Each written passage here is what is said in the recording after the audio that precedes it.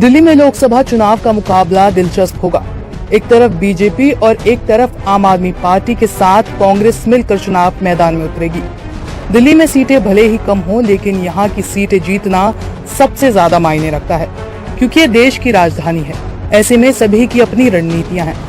इस बार आम आदमी पार्टी 4 सीटों पर लड़ेगी और कांग्रेस 3 सीटों पर बीजेपी के खिलाफ उम्मीदवार उतारेगी। आपने 4 सीटों पर उम्मीदवारों का ऐलान कर दिया है। हालांकि कांग्रेस ने अभी कोई लिस्ट जारी नहीं की है, लेकिन एक सीट सबसे ज्यादा चर्चा में है, वो है चांदनी चौक। 2014 और 2019 में 2 बार से लगातार बीजेपी इस सीट को जीत रही है। दिल्ली की सभी 7 सीटों पर जीत हासिल करने वाली बीजेपी के भीतर उम्मीदवारों की पसंद पर चर्चा जारी है। सांसदों को रिपीट किया जाए या नहीं, ऐसी चर्चा है।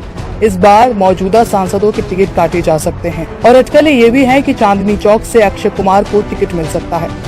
हालांकि इस बार पार्टी की ओर से इस बारे में कोई आधिकारिक बयान नहीं आया है।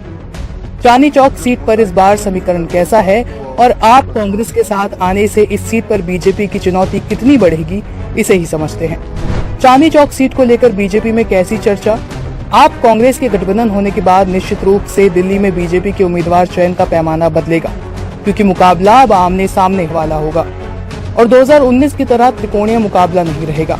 चांदनी चौक टू चाइना के हीरो अक्षय कुमार मुंबई जाने से पहले अपने बचपन के दिनों में दिल्ली में ही रहते थे। हाल ही में उन्होंने एक इंटरव्यू में बताया कि वो अपने परिवार के 24 सदस्यों के साथ चांदनी चौक के एक छोटे से घर में रहते थे। पीएम मोदी की योजनाओं का समर्थन करने वाली फिल्में बनाने के लिए कई बार अक्षय कुमार को आलोचना का सामना भी करना पड़ा था। अब उनके नाम पर चर्चा शुरू है। बीजेपी नेता और पूर्व केंद्रीय मंत्री डॉक्टर हर्षवर्धन ने 2014 और 2019 में 2 बार ये सीट जीती। इससे पहले ये सीट 2004 और 2009 में पूर्व कांग्रेस नेता और केंद्रीय मंत्री कपिल सिब्बल ने जीती थी।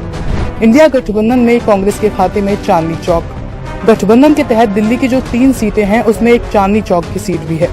कांग्रेस और आम आदमी पार्टी के साथ आने से गठबंधन के उम्मीदवार की ताकत बढ़ेगी। कांग्रेस इस सीट पर खासा फोकस कर रही है और आम आदमी पार्टी की ओर से नामों के ऐलान के बाद वो दिल्ली की 3 सीटों पर जल्द उम्मीदवारों की घोषणा करेगी। कांग्रेस से उम्मीदवार के तौर पर 3 नामों को लेकर लगातार चर्चा बनी हुई है, जिसमें पिछला चुनाव लड़ने वाले जेपी अग्रवाल, पूर्व मुख्यमंत्री शीला दीक्षित के बेटे और पूर्व सांसद संदीप दीक्षित और अलका लांबा का नाम भी शामिल है।